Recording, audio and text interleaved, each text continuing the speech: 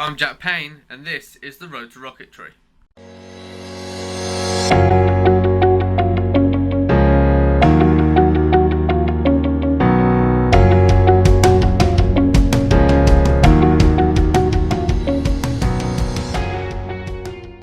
Hey guys, and welcome back to another episode. Today we're going to be looking at the bike, and specifically the ESC. Now last time I said we'd look at the electric circuit, and that's exactly what we're going to do. So I've recently just been to the shops to buy all the parts, including a new soldering iron that I'm going to need for this episode. And basically what I want to do in this episode is test my ESC to see if it will work with my throttle. Now the reason I want to test it is because I've been doing some research, and it turns out that if I have an analog signal being sent to my ESC, then that uses a digital signal. So there is some problems, and I need a digital or analog to digital converter, which I don't know how to make, and I wouldn't be able to afford to buy. However, apparently the ESC that I have bought uses a pulse system, so it reads any signal, and when there's a spike in voltage, it then applies the necessary output. So what we're going to be doing is using the skateboard circuit, butchering it, taking out the ESC that has blown up from that circuit, plugging in the new EP 120 amp ESC, and then connecting the throttle from last week's episode from the bike to the ESC to see if we can get the motor to turn on the skateboard. Okay, so that's that. So let's start with the video. Okay, so here are the parts that I've bought for today's episode.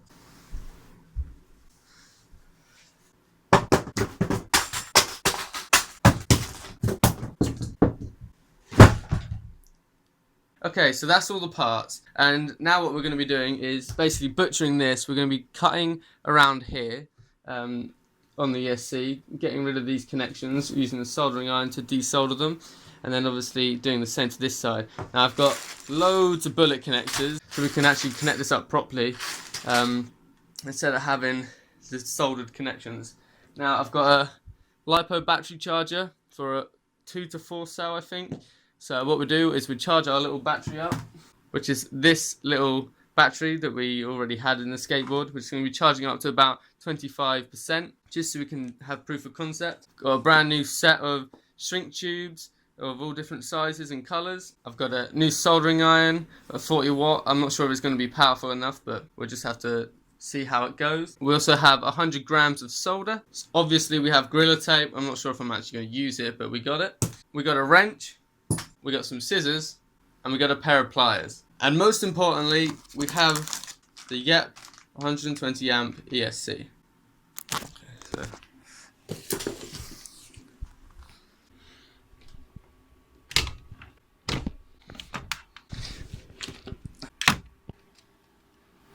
So there we go, we've got the battery charging. Apparently it's already got 25% charging, so that's good. It's just charging a little bit more. I try not to leave it in there too long because obviously I don't want it to charge more than 50%.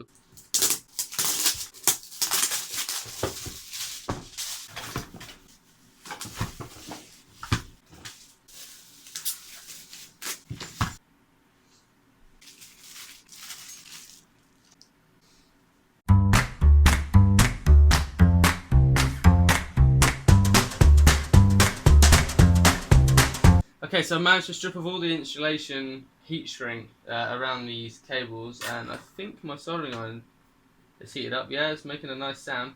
So this is the first time I get to use my new soldering iron, so let's see if it will desolder the thing.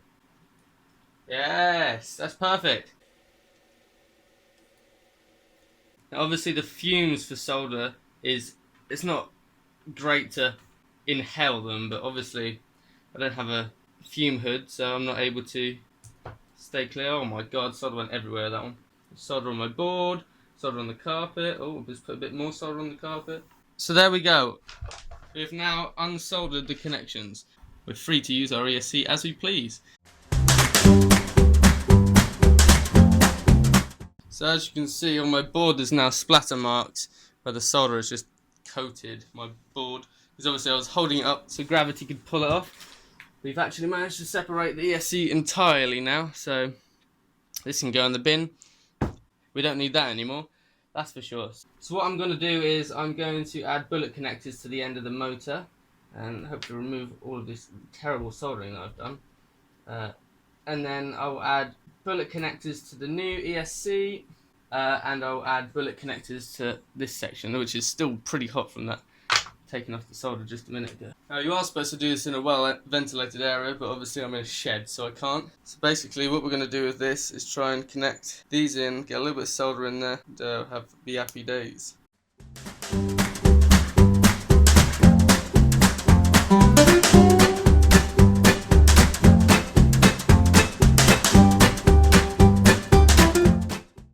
Okay, so we've almost finished soldering everything on and fitting everything together. I've got my bullet connectors on the motor, I've got bullet connectors on the ESC now. I just need to put them on the positive and negative side where the battery input goes in, and then I've just literally got to put some solder onto this one here. So let's solder that. So now I've got my bullet connectors on the switch as well for the battery. So the battery plugs in here. This is a little switch system. Obviously we have our positive and negative. I'll do a time lapse of how I've managed to connect the bullet connectors to the larger cables of the ESC, because the bullet connectors are actually too small for the ESC. But I'll quickly just time lapse it for you so you get a rough understanding of what I've done.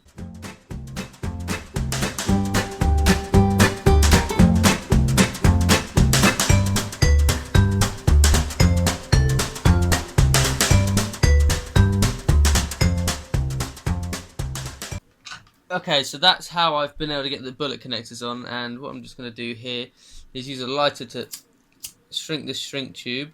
It's quite satisfying to do and to watch. Okay, so that's those connectors on, and I'm just going to put a little bit of red and black over the top so we know which one's positive and which one is negative. Okay, so that is all of the bullet connectors finally done, including the ones on the battery circuit. So now we should be able to connect these up, positive to negative. So there we go, our ESC is now connected in the circuit. Don't know if that's properly in, but it feels pretty tight to me. Okay, so that's that. And now let's just attach the motor. Okay, so now we've got the ESC plugged into the system, the new 120 amp YEP motor. I'm just gonna plug the battery in and turn it on, see what happens. Okay, so we've got a little LED indicator that's come up on the YEP, so that means it's ready and standby. But obviously we don't have any signal yet to throttle or to add power to the motor.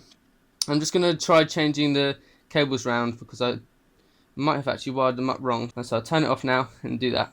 Now, that still doesn't do anything, so that must mean that we definitely need an input signal in order for the motor to start moving. So I'll turn it off again. Okay, so now we've got to attach the throttle to which is kind of going to be a ball ache because we've already attached it to the bike. But effectively what I need to do is unravel this. I need to cut the end of this off and put some solder on the end of the cables so they're hard pins, because this connector type will not fit into the ESC connection. So let me just do that off camera. So I've got my battery plugged in here, it runs into my switch, turn it on. If I turn it on, little LED light indicator comes on. Got plugged into my throttle here, plugged into the motor.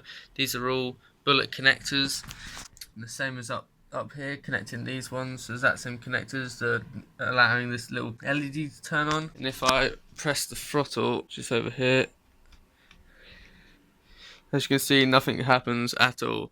And I'm pressing that. No motor sounds, no startup sounds, nothing. There's no tones coming from the motor. The LED isn't even flashing or anything like that. It doesn't seem to be working at all. I had this red brick plugged in originally. I know that the motor is not dead because this would still give me the startup tones from the motor even though it's plugged in. This one wouldn't allow me to throttle up gradually. It would only allow me to go to full acceleration, which was obviously not ideal. So this was working, and then I switched out for this new ESC thinking it would be better, and it's literally not even giving me the motor tones. Here's that same system with the other ESC hooked up, and there's motor noise, which I don't get at all with yet, but this red brick seems to be. So I don't understand what the problem is or why it's doing this, but annoying. Okay, so that's it for today's episode. I'm sorry it was disappointing. Next week we should be looking at trying to fix the ESC problem and seeing if there's a way around it not working. I have contacted Hobby King, and they've told me that it's not the ESC that's not working properly. It's just a type of ESC that I've purchased. So I'm currently trying to buy a replacement ESC that hopefully will work with this system. So we'll be able to see that next week and hopefully see if I can get that to work. It hasn't arrived yet, so I'm still waiting on that. And I've also come across another problem with the potentiometer or Hall effect throttle not sending the correct signal type to the ESC. So I'm either going to have to program a chip on a circuit board and try and get that to turn the Hall effect throttle signal into a PPM signal that the ESC can read and then create an output for that. So stay tuned for next week because we have a lot more problems to fix and it should be quite an interesting episode.